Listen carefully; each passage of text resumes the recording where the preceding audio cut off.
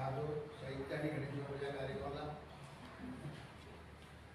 आपल्या श्री छत्रपती शिवाजी महाराज सार्वजनिक शिक्षण मंडळ भूषणी या शाळेचे उपाध्यक्ष सन्माननीय भाई शिंदे तसेच शिक्षण मंडळ या संस्थेचे सर्व सगळ्याची माहिती नाही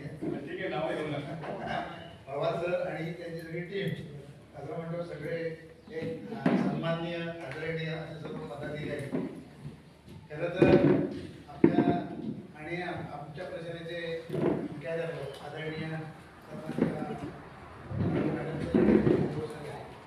खरं तर नारायण मागाशी सांगितलं नाही ती एक शिक्षणाची वारी आहे. या शिक्षणाच्या वारी जेवढं देता येईल तेवढं देण्याचं काम ही संस्था करत आहे. तुकाराम महाराजांनी त्यांच्या आत्ता मला वाटतं त्यांनी पवारसाहेबांनी आपल्या भाषणात सांगितलं की त्यांनी आपले मुद्दे सांगितले किंवा ध्येय सांगितले की हे सगळं करत असताना आम्ही काय करतो. तुकाराम महाराजांनी म्हटलेलं आहे जोडून या धन उत्तम व्यवहारे उदास विचारे वेचते. आणि ह्या पंक्ती मला वाटतं यांना चपला किती बरोबर बसतात. कारण त्यांनी जी सांगितलेली तत्व आहे की जाणार ती नगड करणार नाही, कुठल्याही राजकारण्याचे पैसे घेणार नाही, आरामाचा पैसा घेणार नाही, कोणाची देणगी घेणार नाही, फक्त उत्तम व्यवहारात जे धन मिळतं ते प्रामाणिकपणाचं धन मिळतं.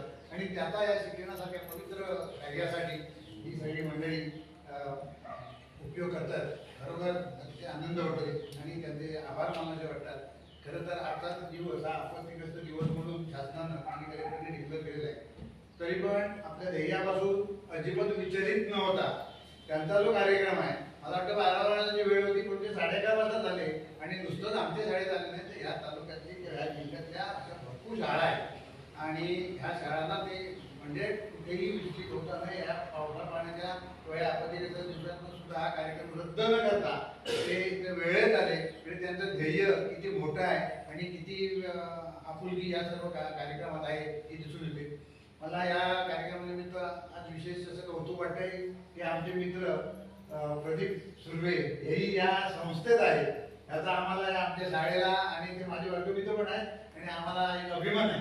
कारण आमचा एक माणूस या संस्थेत हे पवित्र कार्याला त्यांनी वाहून घेतलेला आहे. त्याबद्दल खरोखर आम्हाला त्याचाही अभिमान वाटतो. तुम्ही सर्व मंडळी खरोखर देवासारखी जात. कारण हे असं एवढं पवित्र कार्य असे विचार ठेवून या जगात करणाऱ्या संस्था किंवा फार कमी आढळतात. कारण हे अतिशय ह्याच्याकडे भावना ही शुद्ध आणि सात्विक आहे. ह्याच्यासाठी मी तुम्हाला असं म्हणतो की खरोखर पुढे भविष्यात तुम्हाला भरपूर उदंड असं आयुष्य लाभो. ही सेवा अविरतपणे तुमच्यातून घडत राहो अशी मी परमेश्वराला विनंती करतो आणि तुमचे आभार म्हणून माझ्याकडे